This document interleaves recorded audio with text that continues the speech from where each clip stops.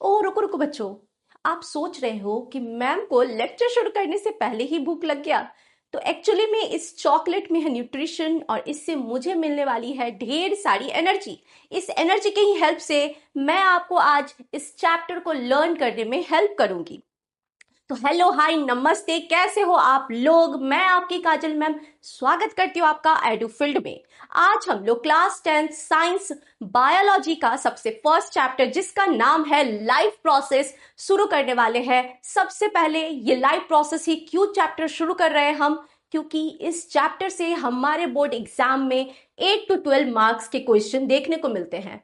तो फिर ये 80 मार्क्स में बहुत ही ज्यादा हाई वेटेज रखने वाला चैप्टर है, इसीलिए हम इस चैप्टर को सबसे फर्स्ट लर्न कर रहे हैं।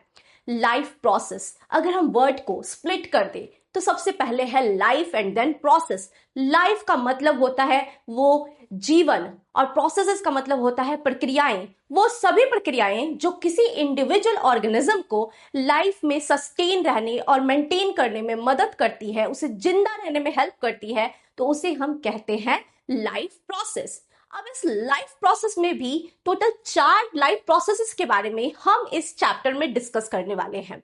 सबसे पहले हम डिस्कस करेंगे न्यूट्रिशन के बारे में। इसमें हम लर्न करेंगे कि कैसे कोई ऑर्गेनिज्म जो है ये फूड को इनटेक करता है और उसके बाद फिर उस फूड को यूटिलाइज करता है अपने अलग अलग लाइफ प्रोसेसेस को करने के लिए। उसके बाद सेकंड में हम पढ़ेंगे रेस्पिरेशन के बारे में। रेस्पिरेशन में हम जानेंगे कि कैसे ऑक्सीजन जो है, जो न्यूट्रिशन हमने लिया था, उस न्यूट्रिशन को ऑक्सीजन हैमर के जैसे तोड़ेगा और उसमें से निकालेगा हमारे लिए ढेर सारी एनर्जी। उसके बाद हम पढ़ेंगे ट्रांसपोर्टेशन के बारे में। ट्रांसपोर्टेशन में जो ऑक्सीजन हो गए, कार्बन डाइऑक्साइड हो गया, उसके बाद फिर न्यूट्रिशन हो गए, इनफैक्ट वेस्ट मटेरियल हो गए, इन सभी को ब्लड और हमारे हार्ट के द्वारा पंप किया जाएगा और ब्लड के द्वारा कैरी किया जाएगा, ट्रांसपोर्ट किया जाएगा बॉडी के अलग अलग पार्ट्स में। एंड देन लास्ट में हमारा आ जाएगा एक्सक्रीशन, जिसमें हम देखेंगे कैसे जो वेस्ट प्रोडक्ट बने थे उसको बॉडी जो है वो एक्सक्रीट कर देगा हमारे बॉडी से। तो इन सभी लाइफ प्रोसेस को हम गो थ्रू करने वाले हैं। इसमें हम ऑर्गेनिज्म में एनिमल्स को देखेंगे और प्लांट्स को देखेंगे कि ऑर्गेनिज्म में एनिमल्स जो हैं ये कैसे ये सभी प्रोसेसेस करते हैं और प्लांट्स जो हैं ये कैसे ये सभी प्रोसेसेस को परफॉर्म करते हैं। तो सबसे पहले हम लाइफ प्रोसेस के अगर डेफिनेशन पे आ जाए, it is the basic and essential activities performed by living organism to sustain and maintain in life। तो ये सभी बेसिक लेकिन बहुत ही ज्यादा एसेंशियल एक्टिविटीज है जो कि लिविंग ऑर्गेनिज्म को उसके लाइफ में सस्टेन रहने में और उसको लाइफ मेंटेन करने में हेल्प करता है। तो ये हमने डेफिनेशन गो थ्रू कर लिया है। अब हम आते हैं कि मैम हम लोग फूड तो खाते हैं, लेकिन उस फूड में क्या सारे ही फूड में एक ही प्रकार के कंपोनेंट होते हैं? तो एक्चुअली में सारे ही फूड में एक ही प्रकार के कंपोनेंट नहीं होते हैं। कुछ फूड को हम खाते हैं तो उस फूड में होता है एनर्जी, कुछ फूड को खाते हैं तो उसमें होता है बॉडी बिल्डिंग मटेरियल, जैसे कि हमारा सेल बनता है, डीएनए बनते हैं। तो देखते हैं कंपोनेंट ऑफ फूड के बारे में। सबसे पहला जो कंपोनेंट है उसका नाम है कार्बोहाइड्रेट, उसके बाद आएगा फैट, देन प्रोटीन और लास्ट में हमारा विटामिन एंड मिनरल्स होने वाले हैं। तो कार्बोहाइड्रेट के बारे में अगर बात करें, जो आप पोटैटो खाते हो, राइस खाते हो, ब्रेड खाते हो, इससे हमें मिलता है कार्बोहाइड्रेट। कार्बोहाइड्रेट जो है इसी को टूटने से मिलने वाली है हमको ढेर सारी एनर्जी। सबसे पहले कार्बोहाइड्रेट टूटेगा ग्लूकोज में और फिर मिलेगी हमें एनर्जी। तो कार्बोहाइड्रेट जो है वो बॉडी में एनर्जी देता है, ढेर सारी एनर्जी हमको इसी से मिलती है। एनर्जी गिविंग फूड हम कार्बोहाइड्रेट को कहते हैं। उसके बाद प्रोटीन, आप एग्स खाते हो, चिकन खाते हो, मटन खाते हो, पल्सेस खाते हो, तो इसी से हमें मिलती है प्रोटीन और प्रोटीन से हमारा बॉडी जो है वो नए नए सेल बना देता है। ओके, तो ये हो गया हमारा ग्रोथ और रिपेयर करने वाला कंपोनेंट ऑफ फूड। नेक्स्ट है हमारा फैट्स जिससे कि हमारी चर्बी बनती है। जितने भी डेयरी प्रोडक्ट हो गए या फिर ड्राई फ्रूट्स हो गया, इससे हमें मिलता है फैट। फैट का वर्क क्या है? ये इंसुलेट करता है हमारे बॉडी को टेम्परेचर से, और यहाँ तक कि जितने भी हमारे अंदर के जो मुलायम से ऑर्गन्स है उसको भी ये प्रोटेक्ट करने में हेल्प करता है। ओके, और लास्ट है हमारा विटामिन एंड मिनरल्स। हरी साग सब्जियां खाने के लिए मम्मी से तो बहुत सुने होंगे, लेकिन इस हरी सब्जियों का काम क्या है? तो इस हरी सब्जियों को खाने से ही, इस फ्रूट्स को खाने से ही हमें मिलती है बच्चों ढेर सारी ऐसी चीजें जो कि हमारे बॉडी को अच्छे से काम करने में हेल्प करती है। तो ये हो गए हमारे कंपोनेंट ऑफ फूड, जो कि carbohydrate, protein, fats and vitamin and mineral है। अब ऑर्गेनिज्म जो है ये अलग अलग टाइप से न्यूट्रिशन को लेते हैं। कुछ ऑर्गेनिज्म जो है ये खुद से खाना बना लेते हैं, और कुछ ऑर्गेनिज्म जो है वो दूसरों पे डिपेंड रहते हैं। इनफैक्ट वो इन पे डिपेंड होते हैं, ऑटोट्रॉप्स पे एक्चुअली डिपेंड होते हैं अपने फूड के लिए। तो देखते हैं टाइप्स ऑफ न्यूट्रिशन के बारे में। टाइप्स ऑफ न्यूट्रिशन में दो तरीके के न्यूट्रिशन है, एक है ऑटोट्रॉपिक न्यूट्रिशन और दूसरा है हेटेरोट्रॉपिक न्यूट्रिशन। ऑटोट्रॉपिक को अगर हम वर्ड को स्प्लिट कर देते हैं तो ऑटो और ट्रॉपिक से ये वर्ड मिलकर के बना है। ऑटो का मतलब होता है सेल्फ, जैसे ऑटोमेटिक मशीन्स होते हैं ना, वो खुद से काम कर लेते हैं, वैसे ही ऑटो मतलब होता है सेल्फ, और न्यूट्रिशन का मतलब होता है फूड। तो ऐसे ऑर्गेनिज्म जो कि खुद से अपना खाना जो है वो प्रिपेयर करने वाले हैं कुछ इनऑर्गेनिक सब्सटेंसेस के हेल्प से। अब ये इनऑर्गेनिक सब्सटेंस कौन कौन से हैं? तो कार्बन डाइऑक्साइड हो गया, वाटर हो गए, इन दोनों ही के हेल्प से ये अपना फूड जो है प्रिपेयर करेंगे सनलाइट और क्लोरोफिल के हेल्प से, जो कि हम अभी फोटोसिंथेसिस में आगे डिस्कस करने वाले हैं। अगर हम एग्जाम्पल की बात कर ले तो एग्जाम्पल हमारा हो जाएगा जितने भी क्लोरोफिल वाले जो प्लांट्स हो गए, जो क्लोरोफिल वाले एल्गी हो गए, प्लांट्स हो गए, उसके बाद ब्लू ग्रीन एल्गी हो गया जिसका दूसरा नाम है साइनोबैक्टीरिया। तो ये सभी जो है इनमें होता है क्लोरोफिल, जिससे कि ये सनलाइट को ट्रैप कर लेते हैं और फूड को सिंथेसाइज करते हैं। इसमें भी दो टाइप जो है ऑटोट्रॉप्स के वो हम देखेंगे। एक्चुअली में होता क्या है, कुछ ऐसे होते हैं जो कि लाइट एनर्जी से फूड को सिंथेसाइज करते हैं, ऐसे ऑर्गेनिज्म जो है ये फोटोसिंथेसिस परफॉर्म करते हैं। और कुछ ऐसे ऑर्गेनिज्म हैं जो कि केमिकल एनर्जी से क्या करेंगे, अपने फूड को बनाएंगे। तो इनको हम बोलेंगे कि ये कौन सा प्रोसेस कर रहे हैं, कीमोसिंथेसिस कर रहे हैं। तो एक है हमारा फोटोसिंथेसिस और दूसरा है हमारा कीमोसिंथेसिस। फोटोसिंथेसिस मतलब कि photo means light and synthesis मतलब कि बनाना। तो लाइट एनर्जी के हेल्प से ये अपना न्यूट्रिशन बनाने वाले हैं, जो कि हमारे प्यारे प्यारे से ग्रीन प्लांट है। ग्रीन इसलिए है क्योंकि उसमें क्लोरोफिल प्रेजेंट होता है, और क्लोरोफिल ही क्या करेगा, क्लोरोफिल ही हमारे लाइट को ट्रैप कर लेगा। तो क्लोरोफिल तो बहुत ही ज्यादा जरूरी हो गया, ठीक है। इसीलिए इसके एग्जाम्पल में जितने भी क्लोरोफिल रखने वाले ऑर्गेनिज्म हैं वो आ जाएंगे, जैसे कि हो गया हमारा ग्रीन प्लांट्स, उसके बाद साइनोबैक्टीरिया, एल्गी, यूग्लिना, इन सभी के पास है क्लोरोफिल। उसके बाद chemosynthesis, chemo chemical energy, synthesis मतलब बनाना। तो ये ऑर्गेनिज्म जो कि ऑटोट्रॉपिक है करेंगे, कुछ केमिकल्स को ले लेंगे, उसके बाद इस केमिकल्स के हेल्प से वो अपने काम की चीजें बना लेंगे, फूड बना लेंगे। जैसे कि नाइट्राइट हो गया, नाइट्रेट हो गया, सल्फर हो गया, इन सभी से ये अपना फूड क्या करते हैं, सिंथेसाइज करते हैं। एक्चुअली में ये सल्फर, नाइट्रेट ये क्या है, केमिकल्स है, इसीलिए इसको हम बोलते हैं केमिकल सिंथेसिस करने वाले, कीमोसिंथेसिस करने वाले organism. Example purple sulphur bacteria. अब हम आते हैं अपने दूसरे मोड ऑफ न्यूट्रिशन पे, जिसका नाम है हेटेरोट्रॉपिक न्यूट्रिशन। अब हेटेरोट्रॉपिक जो है, ये वर्ड को स्प्लिट करो अगर, तो हेटेरो मीन्स होता है डिपेंडेंट, न्यूट्रिशन का मतलब होता है हेटेरो मतलब न्यूट्रिशन का मतलब होता है भोजन। ऐसे ऑर्गेनिज्म जो अपने भोजन के लिए दूसरे ऑर्गेनिज्म पे या फिर ऑटोट्रॉप्स पे डिपेंड करते हैं, उसको हम कहते हैं हेटेरोट्रॉपिक न्यूट्रिशन। ये डिपेंड कर रहे हैं अपने फूड के लिए या तो प्लांट्स पे या फिर एनिमल्स पे। ये ऐसा क्यों है? क्योंकि एक्चुअली में इनके पास क्लोरोफिल है ही नहीं है। अब क्लोरोफिल है ही नहीं है, सनलाइट को कहां से ही पकड़ के लाएंगे? तो इसीलिए ये अपना फूड के लिए दूसरे पे डिपेंड है। जैसे कि एग्जाम्पल हो गए हम और आप, हम दोनों के पास क्लोरोफिल नहीं है, इसीलिए ह्यूमंस इस कैटेगरी में डाले गए हैं। और डाला गया है सारे के सारे एनिमल्स, चाहे वो कार्निवोरस हो जाए, चाहे वो ओमनिवोरस हो जाए, चाहे वो हर्बीवोरस हो गए, ये सभी किस में आएंगे? ये सभी आएंगे हेटेरोट्रॉपिक न्यूट्रिशन में। हेटेरोट्रॉपिक न्यूट्रिशन को अगर हम और डिटेल में डिस्कस करें तो इसके अलग अलग टाइप है। अब कोई ऑर्गेनिज्म जो है ये कैसे, अच्छा ये प्रिपेयर तो नहीं कर पा रहा, ये तो डिपेंडेंट तो है दूसरों पे, लेकिन इसके डिपेंडेंसी भी अलग अलग है। इसकी डिपेंडेंसी कभी ये क्या करता है, ये फूड को क्या कर लेता है, पूरी तरीके से शरीर के अंदर ही ले लेता है। और कभी क्या करता है, कभी ये सड़े गले चीजों को पहले डाइजेस्ट करता है, उसके बाद फिर अंदर ले लेता है। और थर्ड में क्या है, पैरासाइटिक न्यूट्रिशन। ये जो है, ये किसी भी ऑर्गेनिज्म के सरफेस पे या फिर बॉडी के अंदर चला जाता है और फिर उसके न्यूट्रिशन को ऑब्जॉर्व कर लेता है। तो अगर हम हॉलोजोइक की बात करें, हॉलो का मतलब होता है होल, न्यूट्रिशन का मतलब फूड, पूरे होल न्यूट्रिशन को ये कहाँ ले लेगा, बॉडी के पहले अंदर ले लेगा। इसमें भी टोटल 5 स्टेप्स हैं। सबसे पहले करना है इंजेशन, फूड को अंदर ले लेना है। उसके बाद उस फूड को अंदर बॉडी के अंदर करना है डाइजेस्ट। अलग अलग एंजाइम्स इसमें परफॉर्मेंस करने वाले हैं। उसके बाद डाइजेशन होने के बाद इस फूड को ऑब्जॉर्व करना है, बॉडी के अंदर ही ये सब चल रहा है, ऑब्जॉर्प्शन हो गया। अब इस बॉडी, ये जो न्यूट्रिशन है, इस न्यूट्रिशन से एनर्जी लेना है उनको, तो ये सारे चीजों को भेज देंगे सेल्स में और वहां पे होगा एसिमिलेशन, एनर्जी बनेगी। लेकिन जो वेस्ट प्रोडक्ट हो गया उसका क्या, ये चले जाएंगे हमारे आगे की तरफ और वो इजिशन कर दिए जाएंगे।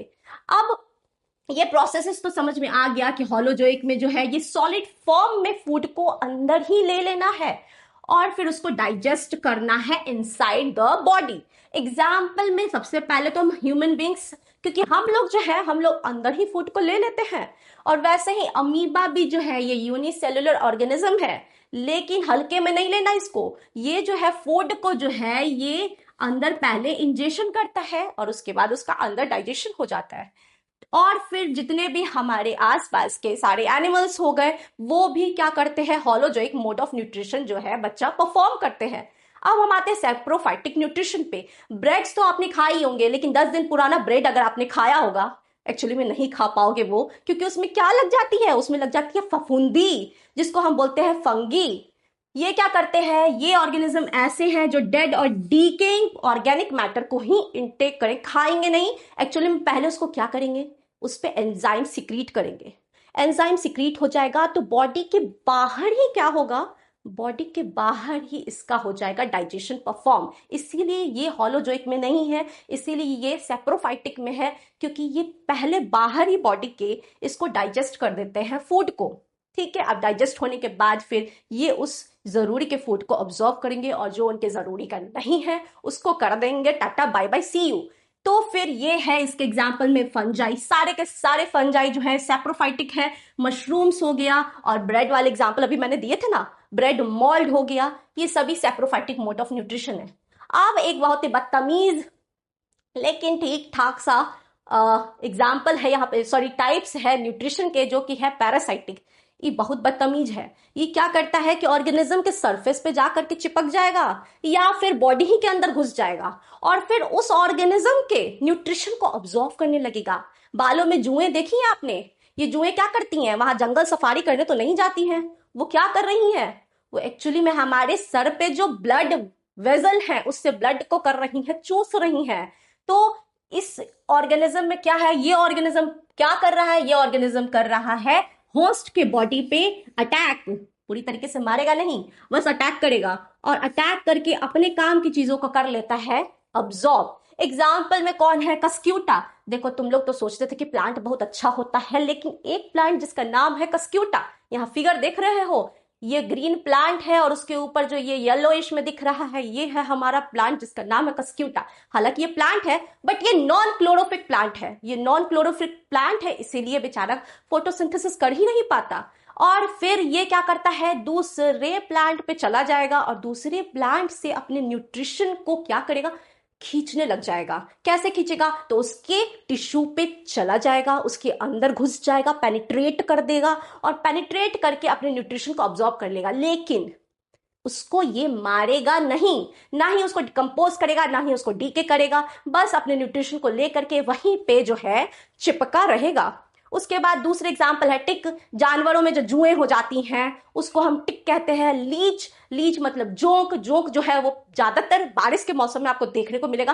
पैर में चिपक करके हमारे पैर में से खून को क्या करने लगता है, चूसने लग जाता है मैम। तो हम यहाँ पे एक क्वेश्चन देखते हैं। क्वेश्चन में पूछा जा रहा है which of the following organism exhibit saprophytic mode of nutrition.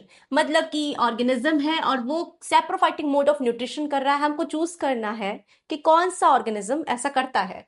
तो फर्स्ट ऑप्शन है मैंगो ट्री। नहीं, मैंगो ट्री में तो क्लोरोफिल होता है। क्लोरोफिल से क्या होगा, ऑटोट्रॉपिक मोड ऑफ न्यूट्रिशन करने लगेगा ऑर्गेनिज्म और खाना खुद से प्रिपेयर करेगा। उसके बाद अमीबा, अमीबा तो हॉलोजोइक है, खाना को अंदर ले लेगा। और मशरूम, यस, मशरूम जो है वो सेप्रोफाइटिक मोड ऑफ न्यूट्रिशन करता है, सड़े गले चीजों पे बेसिकली अपना खाना जो है वो ऑब्जॉर्व कर लेता है। पैरामीशियम, पैरामीशियम भी अमीबा के जैसे ही हॉलोजोइक मोड ऑफ न्यूट्रिशन करेगा। तो हमारा आंसर हो गया mushroom, saprophytic mode of nutrition में। नेक्स्ट क्वेश्चन में पूछ रहा है कि following organism show parasitic mode of nutrition. मतलब कि कौन से ऑर्गेनिज्म जो है जो कि पैरासाइटिक मोड ऑफ न्यूट्रिशन करेंगे। अभी मैंने बताया था पैरासाइटिक बदतमीज बच्चा, ये क्या करता है, ये दूसरे ऑर्गेनिज्म के बॉडी पे या तो सरफेस पे या बॉडी के अंदर जाकर के अपने फूड को इंटेक करता है। तो कौन होगा ये, अमीबा नहीं, holozoic mode of nutrition show करता है।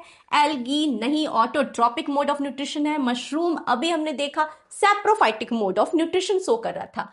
कैस्क्यूटा, yes, non chlorophyllic plant that is cuscuta जो है ये हमारा क्या करता है, ये हमारा करता है parasitic mode of nutrition. Next question में पूछा जा रहा है कि आपको बताना है, एक ऑर्गेनिज्म के बारे में बताया गया है कि ऑर्गेनिज्म डिस्कवर किया गया जिसके पास क्लोरोफिल नहीं है और ये पेनिट्रेट करता है ऑर्गेनिज्म के टिश्यू के अंदर घुस जाता है। अंदर घुस करके ये क्या करेगा, ऑब्जॉर्व करेगा अपने न्यूट्रिएंट्स को और फिर, लेकिन ये इसको किल नहीं करता, ये इसको किल नहीं करेगा, ना ही करेगा डिकम्पोज। ये क्या करेगा, ये बस अपने न्यूट्रिशन को लेता रहेगा और सिर्फ कुछ ही स्पेसीज है प्लांट के, उस पे ये अपना फूड लेने के लिए चढ़ जाता है। तो आपको डिस्क्राइब करना है इसमें से कौन सा ऐसा ऑप्शन है जो कि इस स्टेटमेंट को बेस्ट डिस्क्राइब कर रहा है। तो सबसे पहले तो देखते हैं कि ये नॉन क्लोरोफिक है, उसके बाद ये पेनिट्रेट कर रहा बॉडी के अंदर, मार नहीं रहा है अपने होस्ट को, डिकम्पोज भी नहीं कर रहा, लेकिन कुछ ही स्पेसीज को ये इन्फेक्ट करता है। क्या आपके दिमाग में, इमेजिनेशन में आ गया ये कौन सा है, non chlorophyllic plant that is cuscuta. तो ये बात हो रही है हमारे कस्क्यूटा की। ऑप्शंस में सेप्रोफाइटिक नहीं, सरे गले चीजों पे नहीं, यानी कि सेप्रोफाइटिक गलत है। उसके बाद हॉलोजोइक नहीं, फूड को इनटेक करना हॉलोजोइक हो जाता है, सॉलिड फूड को नहीं होगा। पैरासाइटिक बिल्कुल भी नहीं, ऐसा तो कुछ होता ही नहीं एक्चुअली में। उसके बाद obligate parasitic heterotrophic nutrition. Obligate parasitic का मतलब कि ये ऑर्गेनिज्म जो है पैरासाइटिक तो है, लेकिन एक्चुअली में ये उस ऑर्गेनिज्म को मारते ही नहीं है जिसपे ये अपना फूड ले रहे हैं। तो कितना बढ़िया है ये ऑब्लिगेट पैरासाइटिक बन करके बस ऑर्गेनिज्म के साथ बने रहते हैं बिना उसको किल किए हुए। तो आंसर है कस्क्यूटा के बारे में कि ये obligate parasitic heterotrophic nutrition show कर रहा है। इसी के साथ हम आ गए हैं नेक्स्ट टॉपिक पे जिसमें हम पढ़ने वाले हैं फोटोसिंथेसिस के बारे में। अभी हमने देखा था कि ऑटोट्रॉपिक मोड ऑफ न्यूट्रिशन होता है। ऑटोट्रॉपिक मोड ऑफ न्यूट्रिशन में ऐसा क्या है जो कि ऑर्गेनिज्म खुद से अपना फूड जो है सिंथेसाइज कर रहा है। तो इस प्रोसेस का नाम है फोटोसिंथेसिस। फोटोसिंथेसिस ही वो प्रोसेस है जिसके द्वारा ऑर्गेनिज्म जो है वो अपना फूड खुद से सिंथेसाइज करता है। अब ये ऑर्गेनिज्म कौन से हैं, ये है हमारा ग्रीन प्लांट। ग्रीन प्लांट ही फोटोसिंथेसिस करते हैं। अब ये साइट कौन सा है जहां पे ये फोटोसिंथेसिस होने वाला है ग्रीन प्लांट में, वो साइट है लीफ। लीफ में भी प्रेजेंट, लीफ के अंदर एक सेल ऑर्गेनली है जिसका नाम है क्लोरोप्लास्ट। तो ये क्लोरोप्लास्ट में क्या होने वाला है, फोटोसिंथेसिस परफॉर्म होने वाला है। सबसे पहले क्लोरोप्लास्ट जो है ये सेल ऑर्गेनली है। सेल ऑर्गेनली अगर आपको नहीं याद आ रहा है क्लास 9th का, तो सेल ऑर्गेनली का मतलब होता है, सबसे पहले तो हम ये जानते हैं कि सेल तो सारे ऑर्गेनिज्म जो है ये बहुत सारे सेल से मिलकर के बने हैं। मिलियंस ऑफ सेल से बनते हैं हमारे ऑर्गेनिज्म। और इस सेल के अंदर भी पाया जाता है सेल ऑर्गेनली। जैसे हमारे बॉडी में अलग अलग ऑर्गन्स हैं, ये अलग अलग ऑर्गन्स अलग अलग फंक्शंस को करते हैं, वैसे ही सेल में सेल ऑर्गेनली होती है और ये सेल ऑर्गेनली भी अलग अलग फंक्शंस करती है। जैसे कि माइटोकॉन्ड्रिया हो गया, माइटोकॉन्ड्रिया में क्या हो रहा था, एनर्जी बन रही थी। वैसे ही प्लांट के सेल में एक सेल ऑर्गेनली है जिसका नाम है क्लोरोप्लास्ट, और इस सेल ऑर्गेनली के अंदर ही प्रेजेंट होते हैं क्लोरोफिल। क्लोरोफिल एक ऐसे पिगमेंट है जो कि प्लांट्स को ग्रीन कलर देते हैं। और इतना ही नहीं, ये सनलाइट को भी बच्चा ट्रैप कर लेते हैं, पकड़ लेते हैं। ये एक्चुअली में जादू है, जैसे ही इसको सनलाइट दिखता है, ये जादू में जादू, कोई मिल गया मूवी आपने देखा है ना, उसमें जादू कैसे सनलाइट को लेते रहता है, वैसे ये क्लोरोफिल जैसे ही सनलाइट मिलता है बोलता है वाह अब मैं इसको ले लेता हूं। तो ये क्लोरोफिल सनलाइट को ट्रैप कर लेते हैं।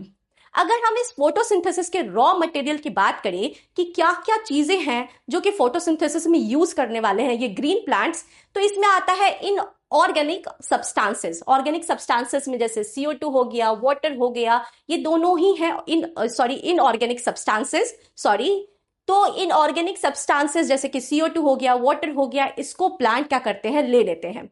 CO2 कैसे लेंगे, by the help of stomata. अभी हम आगे उसके बारे में डिटेल में पढ़ेंगे।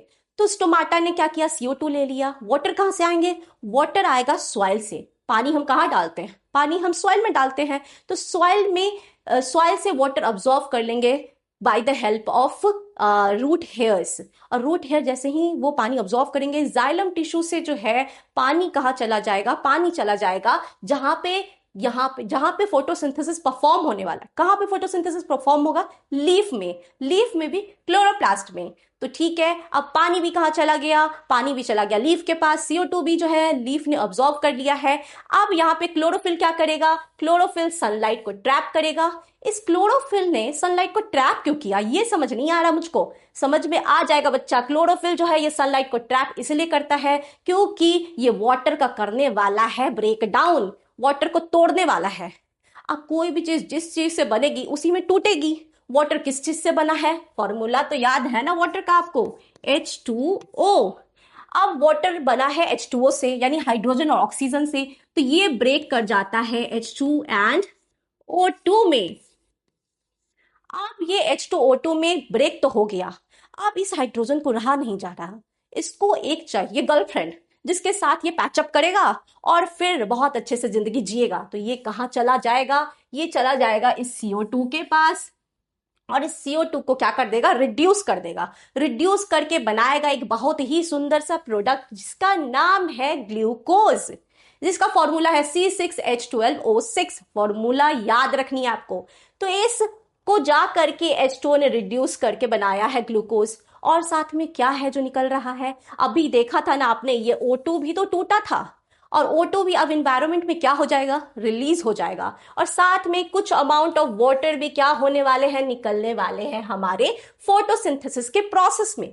तो सबसे पहले देखते हैं हम इसके केमिकल रिएक्शन में। केमिकल रिएक्शन में भी हमको बैलेंस्ड केमिकल रिएक्शन को मेमोराइज करना है एग्जाम के प्रोस्पेक्टिव से।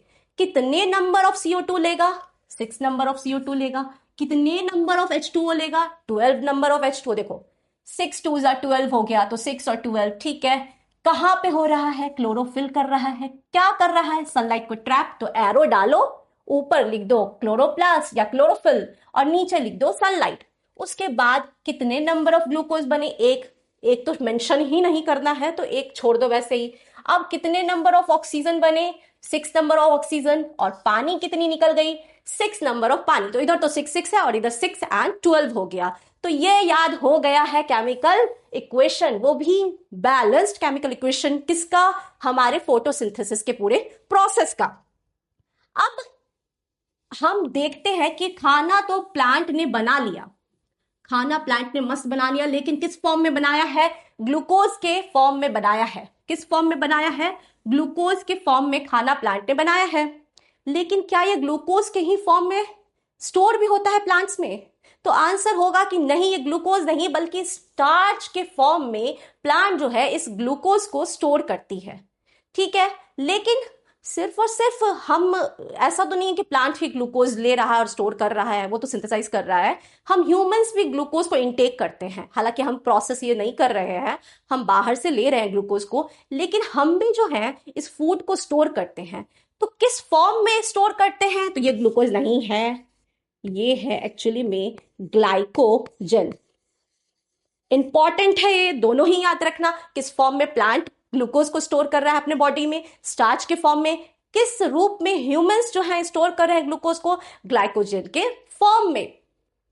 तो फिर अब हम आगे आते हैं जिसमें हम फंक्शंस ऑफ स्टोमाटा के बारे में देखते हैं। स्टोमाटा अभी मैंने बताया था क्या करता है ये मैम CO2 और O2 का एक्सचेंज कर रहा है। फंक्शन में इसके यही है कि ये एक्सचेंज करता है CO2 और O2 का। सबसे पहले ये प्रेजेंट कहाँ है और ये कैसे दिखते हैं? तो ये टाइनी टाइनी पोर्स है। सपोज करते हैं ये है हमारा प्यारा प्लांट का लीफ। तो इस लीफ में छोटे छोटे छोटे छोटे बहुत सारे टाइनी टाइनी पोर्स है और यही हमारे है स्टोमाटा। तो tiny pores present on the leaves of the plant is known as stomata. Function क्या है? एक्सचेंज ऑफ गैसेस कर रहा है, CO2 O2 जो है वो ले दे रहा है। और दूसरा एक और फंक्शन है जो कि है जैसे ही ये खुलता है, स्टोमाटा पोर ओपन होता है, CO2 के साथ क्या होता है, अंदर से पानी जो है, जो कि सॉइल से लिया था प्लांट ने, वो पानी को भी कुछ मात्रा में वेपर के रूप में ये निकाल देगा बाहर अपने बॉडी से। तो ये क्या कर रहा है, ट्रांसपीरेशन कर रहा है। इस पानी का वेपर में निकल ही जाना प्रोसेस कहलाता है ट्रांसपीरेशन। तो दो फंक्शन हमारे स्टोमाटा के हो गए, जो कि एक है एक्सचेंज ऑफ गैस एंड दूसरा है ट्रांसपीरेशन। अब ये स्टोमाटा जो है ये ओपन और क्लोज होता है, ऐसा नहीं है कि ये पूरे टाइम खुला ही रहता है और पानी निकलता रहता है और फिर गैसेस एक्सचेंज होते रहते हैं। एक्चुअली में ये रेगुलेट हो रहा है, इसकी ओपनिंग हो रही है और क्लोजिंग हो रही है। कैसे हो रही है? तो जैसे कि हमारे स्कूल में एंट्रेंस पे एक गेट कीपर होता है जिसको हम गार्ड बोलते हैं। ये क्या करता है, ये किसी को भी अंदर आने जाने नहीं दे देता है। ये क्या करता है, रोकने का काम करता है। तो गेट ओपन करने का काम कौन कर रहा है, गेट कीपर। वैसे यहाँ पे है गार्ड सेल। ये दो प्यारे प्यारे हमारे गार्ड सेल हैं, दो प्यारे प्यारे गार्ड सेल है हमारे। ये क्या काम कर रहे हैं, ये ओपनिंग और क्लोजिंग का काम कर रहे हैं हमारे स्टोमाटा का। तो यहां आप देख रहे हो ये गार्ड सेल, ये एक है और ये दूसरा है। अब ये ओपन कैसे करते हैं? तो ये बलून को आप मान लो, बलून में अगर आप पानी डालोगे तो बलून क्या हो जाएगा, बलून जो है वो स्वैलन हो जाएगा, फूल जाएगा। वैसे ही गार्ड सेल में जैसे ही पानी आती है, H2O जो है ये एंटर करता है, ये गार्ड सेल स्वैलन हो जाते हैं, फूल जाते हैं। और फिर इसके फूलने से क्या होता है, इसके फूलने से स्टोमाटा ओपन हो जाता है, स्टोमाटा पोर ओपन हो जाता है, ठीक है। लेकिन जैसे ही इसमें से पानी जो है अब निकल गया वेपर के रूप में ट्रांसपिरेशन प्रोसेस से, तो फिर क्या होगा, तो फिर ये श्रिंक कर जाएंगे और स्टोमाटा पोर जो है ये हो जाएगा क्लोज। तो इस तरीके से ये गार्ड सेल जो है ये रेगुलेट कर रहे हैं स्टोमाटा का ओपनिंग एंड स्टोमाटा का क्लोजिंग, ठीक है। ये आपको याद ही रखना है। अब एक मैकेनिज्म के बारे में हम पढ़ने वाले हैं जिसका नाम है कि फोटोसिंथेसिस डेजर्ट प्लांट में कैसे होता है। मतलब देखो, प्लांट बहुत चालाक हैं, कुछ कुछ प्लांट तो इतने चालाक हैं कि आप सोचोगे वाह क्या मैकेनिज्म है इनके पास। देखो, डेजर्ट में बहुत ज्यादा गर्मी होता है, ठीक है, यहां तक कि 50 डिग्री टेम्परेचर जो है वो चला जाता है।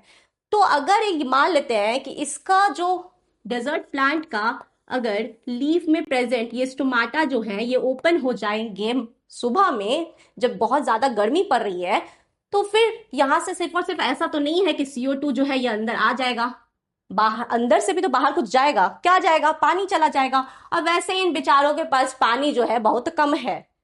तो पानी अगर बाहर चला गया तो फिर क्या होगा, ऐसे ही पानी कम है, पानी निकल गया तो फिर इनके पास कमी हो जाएगी प्लांट की और पूरे प्लांट कैसे हो जाएंगे, मुरझा जाएंगे। तो इसीलिए ये एक ट्रिक लगाते हैं।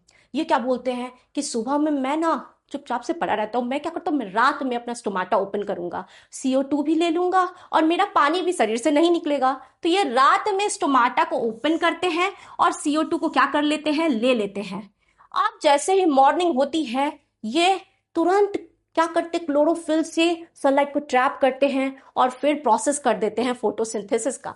तो स्टोमाटा जो सुबह में है वो क्लोज रहेगा, स्टोमाटा सुबह में क्लोज रहेगा, और सिर्फ क्या होगा दिन में होगा फोटोसिंथेसिस का प्रोसेस। तो डेजर्ट प्लांट बहुत चालाकी से ये मैकेनिज्म कर रहे हैं फोटोसिंथेसिस का, और रात में जो है ये taken photosynthesis during the day. पूछेगा कि आपसे कि फोटोसिंथेसिस का प्रोसेस जो है उसमें CO2 जो है ये डेजर्ट प्लांट कब लेते हैं, वेदर इट इज डे और वेदर इट इज नाइट, तो आप क्या बोलोगे, एट नाइट। ओके,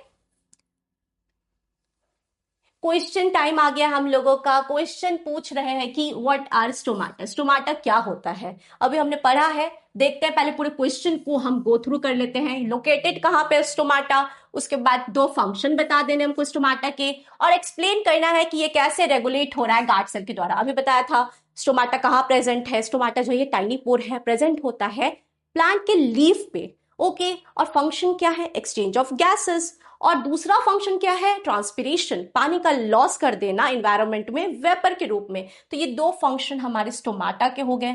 रेगुलेट किससे होता है, तो रेगुलेट होता है ये 2 गार्ड सेल से।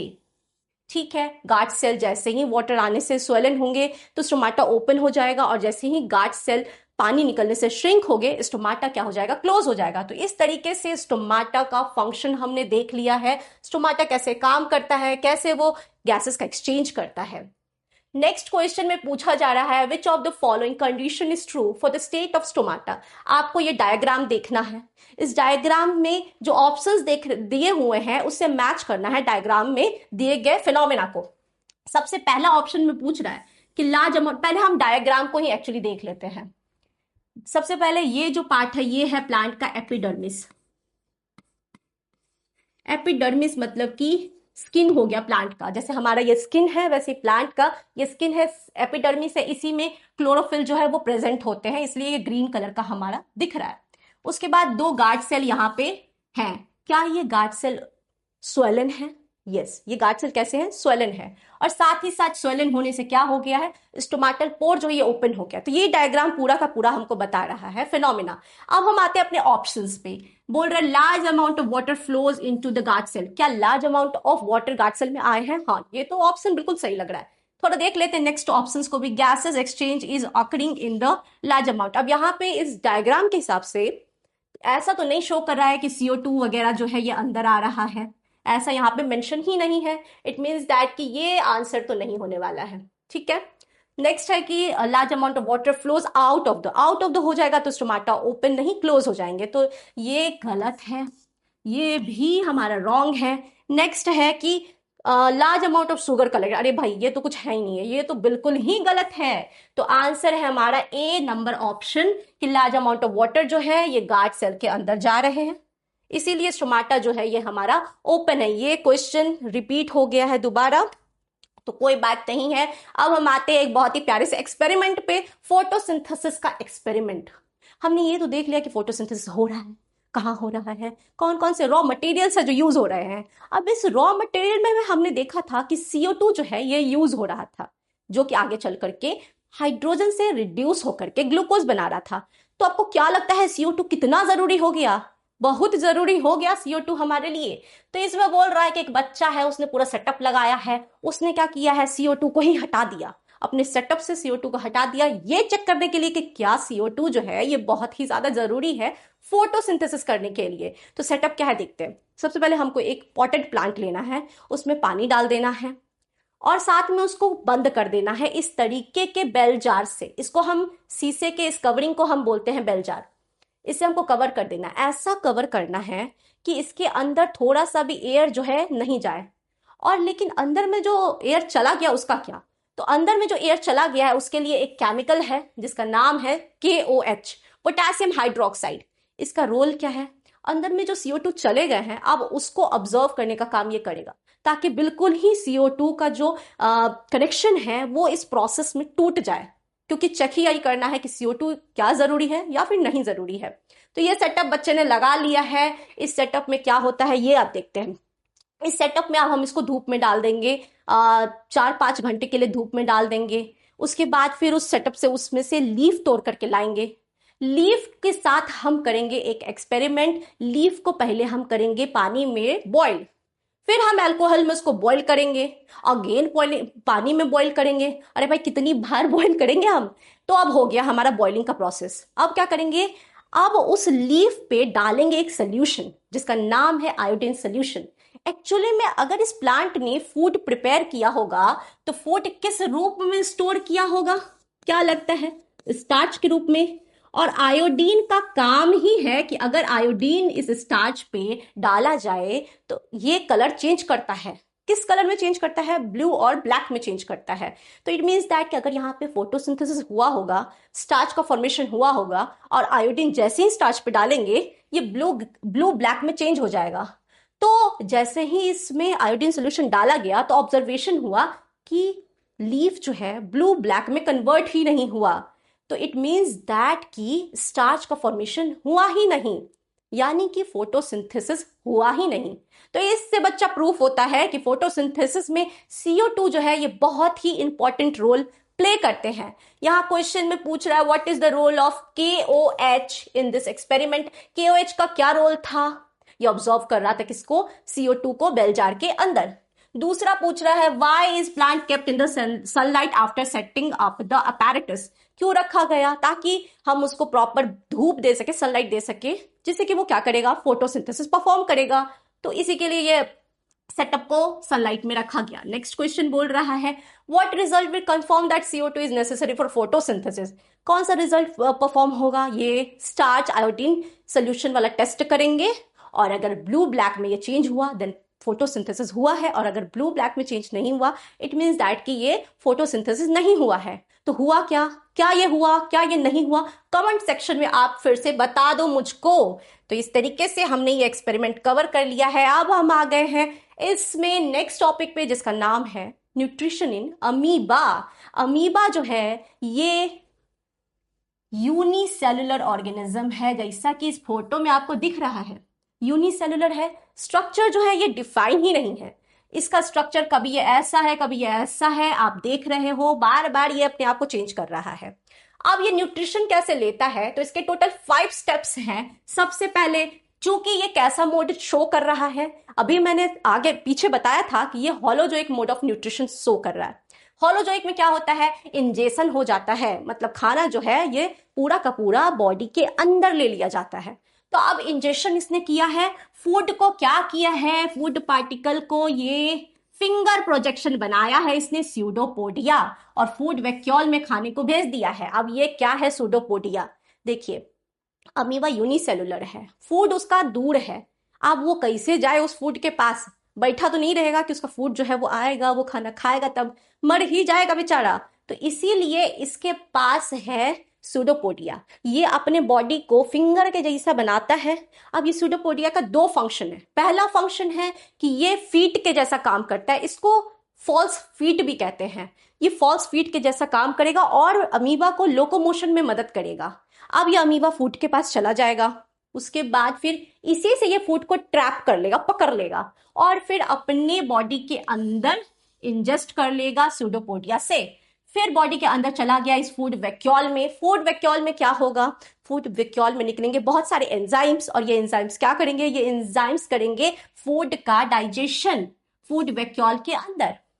और फूड डाइजेशन होने के बाद फूड का हो जाएगा एब्जॉर्प्शन। जो फूड वांटेड है, काम के हैं, ये कहाँ चले जाएंगे, साइटोप्लाज्म में चले जाएंगे, और ये अमीबा के साइटोप्लाज्म में जा करके ये फूड अब्जॉर्ब हो जाएंगे, और अब्जॉर्ब होकर के ये एनर्जी देंगे जिसी को हम बोलेंगे एसिमिलेशन। तो अब ये एसिमिलेशन कर लेंगे, एनर्जी बना लेंगे। लास्ट में जो अनवांटेड फूड है उसका क्या, उसको बॉडी से बाहर इजेशन भी करना है, तो फिर ये अपने सेल मेम्ब्रेन को रैप्चर करेंगे यहाँ पे, और फूड अनवांटेड फूड एक्चुअली क्या हो जाएगा, बॉडी से बाहर एक्सक्रीट हो जाएगा। तो ये 5 जो स्टेप्स है ये हमें याद रखना है न्यूट्रिशन इन अमीबा में, ingestion, digestion, absorption, assimilation and egestion. इसी प्रोसेसेस को हम देखेंगे अपने पैरामीशियम में भी, बिकॉज पैरामीशियम भी है हॉलोजोइक, और हॉलोजोइक मतलब कि 5 स्टेप्स इसको करने ही हैं। तो अब हम देखते हैं इस पैरामीशियम पे, ये क्या है, ये स्ट्रक्चर्ड यूनिसेलुलर ऑर्गेनिज्म है। ये आपको कुछ जाने पहचाने शेप में दिख रहे हैं। मम्मी का चप्पल बड़ा है ना, आपको फेंक के मम्मी चप्पल मारती है, तो ये एक्चुअली में चप्पल के जैसे, स्लीपर के जैसे दिखने वाले ऑर्गेनिज्म है। ये भी कैसे मोड शो कर रहे हैं, हॉलोजोइक शो कर रहे हैं। कितने स्टेप्स होंगे, 5 स्टेप होंगे। सबसे पहले ये फूड को क्या कर लेगा, इंजेशन कर लेगा। कैसे करेगा इंजेक्शन, तो उसके पास सूडोपोडिया था, इसके पास है सीलिया। देखो ये है सीलिया, इसके बॉडी पे बहुत सारे हेयर के जैसे स्ट्रक्चर है जिसको हम सीलिया कहते हैं। ये क्या करता है, ये भी अगेन वही काम करता है, लोकोमोशन में मदद करेगा ताकि ये फूड के पास चला जाए। उसके बाद फूड को ट्रैप करने में मदद करेगा। मान लेते ये फूड है तो ये सीलिया ही है जो इसको नीचे की तरफ धकेलेगा। कहां पे धकेलेगा, तो ये ओरल ग्रूव जिसको माउथ कहते हैं, वो ओरल ग्रूव में ले जाएगा। अब फूड अंदर चले जाएंगे। फूड अंदर जा करके कॉन्ट्रेक्टाइल वैक्यूल में, कॉन्ट्रेक्टाइल वैक्यूल ये और ये येलो स्ट्रक्चर में दिख रहे हैं, ये कॉन्ट्रेक्टाइल वैक्यूल है। वैक्यूल में क्या होगा, वैक्यूल में डाइजेशन परफॉर्म होगा। कैसे परफॉर्म होगा, एंजाइम्स के द्वारा। बहुत सारे एंजाइम्स निकलेंगे, फूड को करेंगे डाइजेस्ट और फिर भेज देंगे इसके साइटोप्लाज्म में। साइटोप्लाज्म में क्या होगा, साइटोप्लाज्म में फूड जो है ये अब्सॉर्ब हो जाएंगे।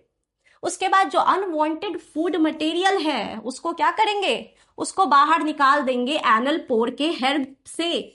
तो ये एनल पोर, यहाँ पे एक पोर है, क्षेत्र है, जिसमें से क्या निकलेगा, अनवांटेड फूड। तो इस तरीके से हमारा कंप्लीट होता है ये nutrition in paramecium. Holozoic mode of nutrition show कर रहा है। अब आप आ गए हैं क्वेश्चन पे। क्वेश्चन में पूछा जा रहा है आपको डिफरेंशिएट करना है पैरामीशियम और अमीबा को। किस किस चीज पे डिफरेंशिएट करना है, इनके मोड ऑफ न्यूट्रिशन पे और उनके लोकोमोशन पे। लोकोमोशन का मतलब मूवमेंट पे।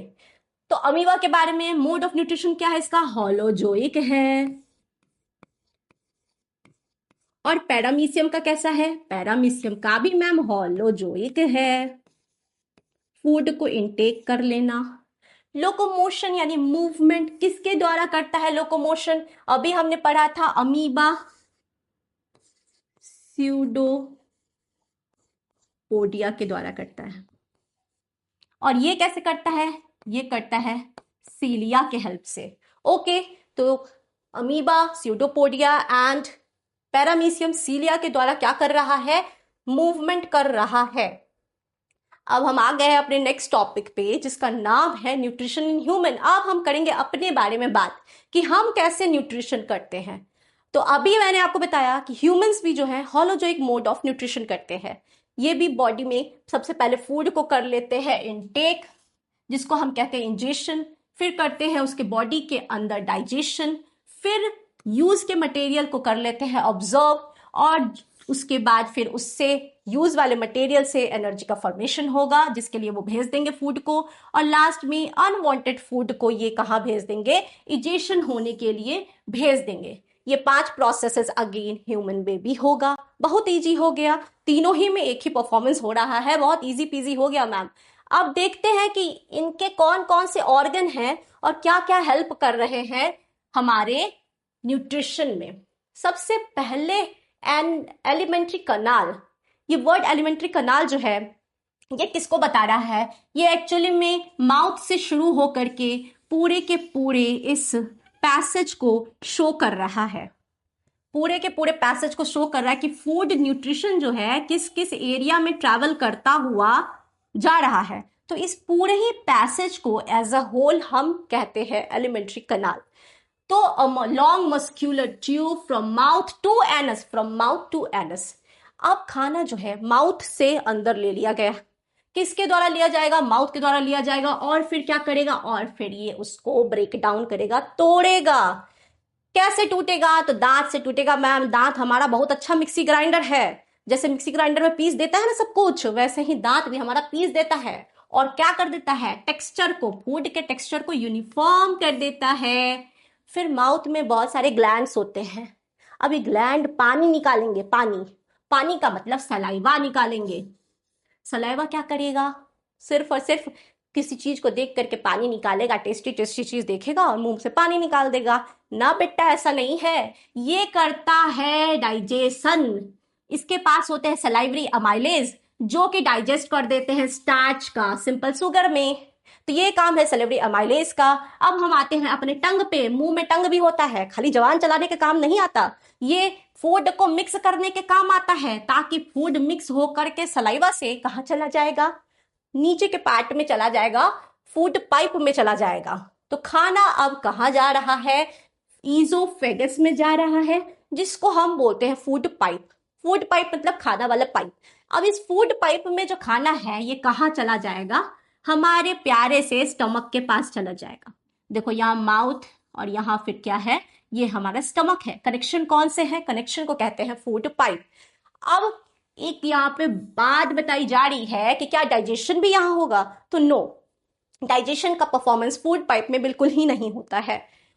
क्या मूवमेंट होते हैं, इस पे भी क्वेश्चन आते हैं कि इस पूरे एलिमेंट्री कनाल में ऐसा कौन सा मूवमेंट है जो कि खाना को आगे ही भेजता है, पीछे नहीं आता खाना हमारा। तो इस मूवमेंट का नाम है पेरिस्टाल्सिस मूवमेंट। पेरिस्टाल्सिस मूवमेंट है, ये रिदमिक कॉन्ट्रैक्शन करते रहता है मसल्स, और मसल्स रिदमिक कॉन्ट्रैक्शन करके खाना को आगे धकेलते रहता है, जिससे कि खाना बड़े आराम से अपने पैसेज में जाते रहता है। तो इस तरीके से हमने ईजोफेगस डिस्कस किया है। अब हम आते हैं अपने स्टमक पे। तो खाना माउथ से फूड पाइप के द्वारा स्टमक में चला गया। स्टमक में अब क्या हो रहा है देखिए। स्टमक में सबसे पहले स्टमक जो है ये सिचुएटेड कहाँ होते हैं, तो ये हमारे लेफ्ट कॉर्नर पे लेफ्ट में सिचुएटेड होते हैं। आप सोचते हो ना ये पूरा पार्ट जो है हमारा, ये हमारा स्टमक है, तो ऐसा नहीं है। स्टमक जो है ये लेफ्ट में सिचुएटेड है। अंग्रेजी के लेटर जे के जैसा ये दिखता है, यहां आप देख रहे हो हमारे स्टमक को। उसके बाद बोल रहा है ये मस्क्यूलर ऑर्गन है, मसल्स के हैं, बोन नहीं प्रेजेंट है। इसमें जो है कुछ ग्लैंड्स होते हैं और ये रिलीज करते हैं गैस्ट्रिक जूसेस को। ग्लैंड है तो कुछ ना कुछ रिलीज करेंगे, और इसमें क्या रिलीज हो रहा है, चूंकि ये स्टमक है तो रिलीज होगा गैस्ट्रिक ग्लैंड। गैस्ट्रिक रिलेटेड है स्टमक से। ओके, कौन कौन से जूसेस निकल रहे हैं, क्या ये पीने वाले जूसेस हैं, नहीं। अगर इसको पी लिए ना इस HCl को, तो सीधे से चले जाओगे स्वर्ग सिधार जाओगे। तो HCl निकाल रहे हैं, साथ में पेप्सिन निकल रहा है, और निकल रहे हैं म्यूकस। तो ये 3 जूसेस स्टमक से निकलने वाले हैं। HCl जो है, जिसको हम हाइड्रोक्लोरिक एसिड कहते हैं, एसिड है, इट मीन्स दैट कि एसिडिक मीडियम बना देगा, किसका, फूड का। तो फूड का मीडियम कर देता है एसिड। क्यों कर देता है, क्योंकि एक बच्चा है जिसका नाम है पेप्सिन, ये जब तक एक्टिवेट नहीं होता है तब तक कि एसिडिक मीडियम उसको नहीं मिल जाए। तो इसीलिए HCl जो है एसिडिक मीडियम तैयार करता है, ताकि पेप्सिन जो है ये एक्टिवेट हो जाए। पेप्सिन का क्या काम है, पेप्सिन का काम है प्रोटीन के डाइजेशन में। लेकिन हम HCl के एक और काम के बारे में अभी चर्चा करेंगे, जो कि है कि अब हमने खाना खाया तो जरूरी नहीं है कि वो खाने में जर्म्स ना हो। तो जैसे ही जर्म्स वगैरह आते हैं हमारे स्टमक के पास, तो HCl क्या करता है, उसको मार देता है। तो 2 फंक्शन है, एसिडिक मीडियम तैयार करना, और दूसरा है जर्म्स को मार देना। दूसरा है पेप्सिन, अभी बताया है, डाइजेशन ऑफ प्रोटीन। अब म्यूकस, देखो अगर हम HCl के बॉटल में अपना उंगली डालें तो ये जल जाएगा। तो फिर इस स्टमक में ये HCl कुछ क्यों नहीं कर पाता। तो एक्चुअली में एक बहुत ही खूबसूरत सा चीज है जो कि हमारे गैस्ट्रिक ग्लैंड से निकल रहा है, जो कि है म्यूकस। म्यूकस जो है ये पूरा का पूरा लाइनिंग यहाँ पे कर देगा अपने आप का, ये बिछ जाएगा चादर की तरह हमारे इनर वॉल ऑफ स्टमक में। ठीक है, क्यों बिछ जाएगा, ताकि ये HCl जो है ये क्या ना कर सके, इसको डैमेज ना कर सके हमारे इनर लाइनिंग स्टमक के। ओके, तो ये बहुत जरूरी है। एक्चुअली में ये तीनों ही चीजें जरूरी है, HCl, पेप्सिन और म्यूकस। कौन से जगह पे निकल रहे हैं, निकल रहे हैं ये स्टमक में। अब फूड जो है ये 3-4 घंटे हमारे पेट में बहुत अच्छे से क्या होता रहेगा, डाइजेस्ट होते रहेगा। फिर कहाँ चला जाएगा, फिर हमारे स्मॉल इंटेस्टाइन में चला जाएगा। स्मॉल इंटेस्टाइन नाम से क्या समझे हो, पुष्पा समझे हो क्या, ये एक्चुअली में स्मॉल नहीं है, ये बहुत ही ज्यादा लंबा है। देख रहे हो, हाईली क्वाइल्ड स्ट्रक्चर है और बहुत ही ज्यादा लंबा है। अप्रोक्सीमेटली कितना लंबा है, तो 7 मीटर्स ह्यूमंस में लंबे होते हैं स्मॉल इंटेस्टाइन। क्वाइल्ड है और स्मॉल क्यों है, चलो, तो एक्चुअली में स्मॉल इंटेस्टाइन का डायमीटर जो है ये एक्चुअली में छोटा होता है compare to large intestine. Large intestine का डायमीटर बड़ा है, डायमीटर बड़ा है इसलिए वो लार्ज है, और इसका डायमीटर छोटा है इसलिए स्मॉल है। तो डायमीटर बड़ा है इसका, ऑब्जॉर्प्शन ज्यादा करना है इसको, डाइजेशन ज्यादा करना है इसको, इसीलिए यहाँ पे क्या परफॉर्म होगा, यहाँ पे दो चीजें परफॉर्म होंगी। अभी तक क्या परफॉर्म हो रहा था, अभी तक सिर्फ डाइजेशन हो रहा था। अब रियल में यहाँ पे डाइजेशन एंड ऑब्जॉर्प्शन दोनों ही काम होने वाला है, दो स्टेप्स हमारे यहाँ परफॉर्म होंगे। सबसे पहले जो है इस स्मॉल इंटेस्टाइन से दो और जो ऑर्गन्स हैं ये जुड़े हुए हैं, अटैच है इस स्मॉल इंटेस्टाइन से। स्मॉल इंटेस्टाइन में भी सबसे पहले पार्ट जिसका नाम है डिओडेनम, इससे ये दो ऑर्गन अटैच है। पहले का नाम है लिवर, यहां आप देख रहे हो ये है हमारा लिवर, और दूसरे का नाम है पैनक्रियाज, ये है हमारे पैनक्रियाज। अब लिवर जो है ये क्या करता है, ये सिक्रीट करता है बाइल जूस को। बाइल जूस को लिवर सिक्रीट करता है, कहाँ सिक्रीट कर रहा है, स्मॉल इंटेस्टाइन के डिओडेनम पार्ट में। ठीक है, अब ये बाइल जूस क्या क्या करेगा, तो सबसे पहले तो ये मीडियम को क्या कर देगा, फूड के मीडियम को एल्कलाइन कर देगा। अब ये HCl ने एसिडिक किया, अब ये अल्कलाइन करेगा। अरे भाई काहे कर रहे हो एल्कलाइन, रहने दो ही एसिडिक में। तो एक्चुअली में ये जो पैनक्रियाज है ना बेटा, ये एल्कलाइन मीडियम में ही काम करते हैं इसके जूसेस, इसीलिए पैनक्रियाटिक जूसेस को एक्टिवेट करने के लिए मीडियम को कैसा करना पड़ता है, एल्कलाइन करना पड़ता है। कौन करता है, बाइल जूस करते हैं, और साथ ही साथ इमल्सिफाई करता है किसको, फैट को। फैट को इमल्सिफाई करने में बाइल जूस ही एक्चुअली में काम कर रहा है। होता क्या है, मोटे मोटे जो हमारे बड़े बड़े ग्लोब्यूल्स में फैट आए हैं भैया स्मॉल इंटेस्टाइन में, इसको तोड़ेगा और तोड़ करके स्मॉलर फॉर्म में चेंज कर देगा। इसी को हम नाम देते हैं इमल्सिफिकेशन। फैट्स का बड़े बड़े ग्लोब्यूल से सिंपलर फॉर्म में चेंज करना, इसी प्रोसेस को कहा जाता है इमल्सिफिकेशन। ओके, अब ड्रॉपलेट्स में चेंज हो गया है छोटे छोटे। अब पैनक्रियाज अपना रोल निभाएंगे। पैनक्रियाज क्या करेंगे, पैनक्रियाज जो है पैनक्रियाटिक जूस सिक्रीट करेंगे। पैनक्रियाटिक जूस में भी trypsin, lipase and pancreatic amylase. Amylase के बारे में आपको भी बताया था, सेलेवरी अमाइलेज क्या डाइजेस्ट कर रहा था, स्टार्च डाइजेस्ट कर रहा था, यानी कि कार्बोहाइड्रेट डाइजेस्ट कर रहा था। तो यहाँ पे पैनक्रियाटिक अमाइलेज भी क्या डाइजेस्ट करेंगे, डाइजेस्ट करेंगे कार्बोहाइड्रेट को। अमाइलेज मीन्स कार्बोहाइड्रेट का डाइजेशन। और अगर लाइपेज का बात करें, लाइपेज जो है ये फैट को और छोटे छोटे टुकड़ों में तोड़ देगा। और ट्रिप्सिन जो है हमारे स्टमक में था पेप्सिन, यहाँ क्या है ट्रिप्सिन। राइमिंग वर्ड मतलब कि सेम चीजें डाइजेस्ट होने वाली हैं। तो ट्रिप्सिन में भी प्रोटीन का डाइजेशन हो जाएगा। तो इस तरीके से अपना रोल पैनक्रियाज ने भी प्ले कर दिया है डाइजेशन में। यहाँ पे एक लिवर का और बात है, लिवर जो है ये डायरेक्ट जो है अपने जूसेस को नहीं सिक्रीट करते हैं स्मॉल इंटेस्टाइन में, ये अपना जूस बाइल जूस को इस ग्रीन कलर के गॉल ब्लैडर में भेज देते हैं। गॉल ब्लैडर में ये बाइल जूस तब तक पड़ा रहता है जब तक कि फूड जो है ये अब स्मॉल इंटेस्टाइन में ना आ जाए। जैसे ही फूड स्मॉल इंटेस्टाइन में आ गया तो इस गॉल ब्लैडर को पता चलता है कि बाइल जूस को सिक्रीट कर दो, तो ये अब अपने बाइल जूस को सिक्रीट कर देगा। ठीक है, तो ये एक सिस्टम है जो कि मैंने आपको बता दिया है किसके बारे में, लिवर और गॉल ब्लैडर के बारे में। अब इंटेस्टाइनल ग्लैंड भी अपने कुछ जूसेस को सिक्रीट करके इस डाइजेशन के परफॉर्मेंस को पूरा कंप्लीट ही कर देंगे। अब इसमें से भी बहुत सारे इंटेस्टाइनल जूसेस निकलेंगे, याद नहीं रखना हमको बस अब याद रखना है कि फाइनल ब्रेकडाउन जो होगा प्रोटीन का वो किसमें होगा, तो अमाइनो एसिड में। बहुत सारे छोटे छोटे अमाइनो एसिड में प्रोटीन टूट जाएंगे। उसके बाद कार्बोहाइड्रेट का जो है वो क्या होने वाला है, कार्बोहाइड्रेट का डाइजेशन सिंपल फॉर्म में हो जाएगा जो कि है ग्लूकोज। और फैट टूट जाएंगे फैटी एसिड में बच्चा और ग्लिसरॉल में। तो इस तरीके से कंप्लीट डाइजेशन किसने परफॉर्म कर दिया है, हमारे स्मॉल इंटेस्टाइन ने परफॉर्म कर दिया है। अब स्मॉल इंटेस्टाइन में डाइजेशन तो हो गया, लेकिन एक और काम करना है इसको। अब हम आते हैं अपने एब्जॉर्प्शन ऑफ फूड में, जो कि होने वाला है स्मॉल इंटेस्टाइन में। स्मॉल इंटेस्टाइन में विलाई जैसे स्ट्रक्चर प्रेजेंट होते हैं जो कि है फिंगर के जैसे प्रोजेक्शन से आप मैच कर सकते हो। और ये कहाँ प्रेजेंट है, स्मॉल इंटेस्टाइन के इनर वॉल में इस तरीके के फिंगर जैसे प्रोजेक्शन है। नाम क्या है, नाम है इसका विलाई।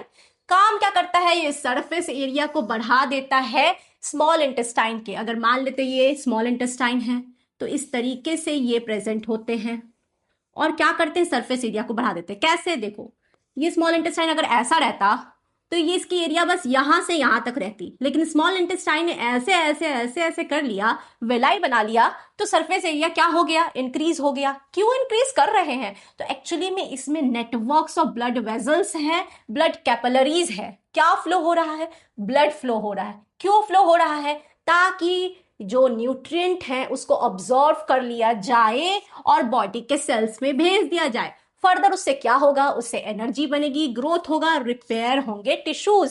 तो ये बहुत ही इंपॉर्टेंट यहाँ पे हमने पढ़ लिया है। एब्जॉर्प्शन को विलाई करते हैं बहुत सारे ब्लड कैपिलरीज जो है, जिसको हम ब्लड, जो कि ब्लड को लेकर के जा रहा है, ऑब्जॉर्व कर लेगा न्यूट्रिएंट्स को और फिर ले जाएगा बॉडी के पास, सेल के पास चला जाएगा। किस लिए ले जाएगा, एनर्जी के लिए, ग्रोथ के लिए, रिपेयर के लिए। तो ऑब्जॉर्प्शन हो गया है। अब अनवांटेड फूड चले जाएंगे, कहाँ चले जाएंगे, लार्ज इंटेस्टाइन में चले जाएंगे। लेकिन सिर्फ अनवांटेड फूड ही नहीं जाएगा, साथ में जाएगा कुछ अमाउंट ऑफ वाटर जो कि ऑब्जॉर्ब नहीं हुए हैं अभी तक। तो यहाँ पे लार्ज इंटेस्टाइन भी ऐसा वैसा एरो वगैरह नहीं है, ये भी ऑब्जॉर्व करता है वाटर को और अनडाइजेस्टेड फूड को क्या कर देता है, फर्दर भेज देता है आगे एक्सक्रीशन के लिए। तो यहाँ पे भी कुछ विलाई के जैसी स्ट्रक्चर हैं जो कि लार्ज इंटेस्टाइन में पाए जा रहे हैं और ये ऑब्जॉर्व करेंगे वाटर को। Site of absorption of water कहाँ पे हो रहा है, लार्ज इंटेस्टाइन में परफॉर्म हो रहा है।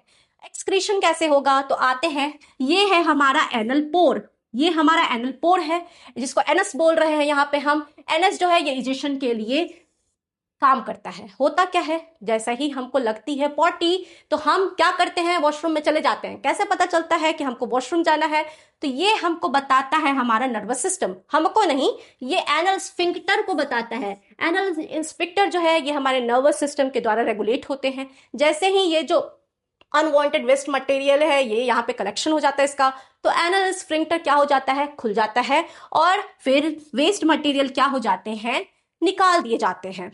तो इस तरीके से पूरा का पूरा हमारा न्यूट्रिशन इन ह्यूमन कंप्लीट हुआ है। यहाँ पे एक आपको लर्निंग इंपॉर्टेंट नोट में दी गई है जो कि बोल रहा है कि हर्बीवोरस एनिमल यानी कि काउज हो गए, बफेलोज हो गए, गोट्स हो गए, इनका जो है एलिमेंट्री कनाल जो है वो बहुत ही ज़्यादा लॉन्ग होता है कंपेयर टू ह्यूमंस। क्यों लॉन्ग है, क्योंकि ये खाते हैं प्लांट्स और प्लांट के सेल वॉल किससे बने होते हैं, ये बने होते हैं सेलुलोज से। सेलुलोज जो है वो एक बहुत ही ज़्यादा हार्ड सब्सटेंस होता है, इसको डाइजेस्ट करने में टाइम लगता है। तो इसी के लिए इनके जो डाइजेस्टिव सिस्टम है ये बहुत ही ज़्यादा लॉन्गर है, ताकि आराम से ब्रेक डाउन कर सके फूड का और जो काम के न्यूट्रिशन है उसको कर लिया जाए ऑब्जर्व। तो इस प्रकार से हमारा आज न्यूट्रिशन चैप्टर जो है ये कंप्लीट हो रहा है, सॉरी न्यूट्रिशन टॉपिक कंप्लीट हो रहा है। अब हमारे नेक्स्ट जो लाइफ प्रोसेसेस है, रेस्पिरेशन हो गया, ट्रांसपोर्टेशन हो गया, एक्सक्रीशन हो गया, इसके बारे में मैंने पहले से ऑलरेडी वीडियोस जो है ये प्लेलिस्ट में डाल दिए हैं। आप वहां से ग्रो थ्रू कर लोगे और अपने लर्निंग को स्ट्रॉन्ग कर लोगे। तो थैंक यू फॉर वॉचिंग।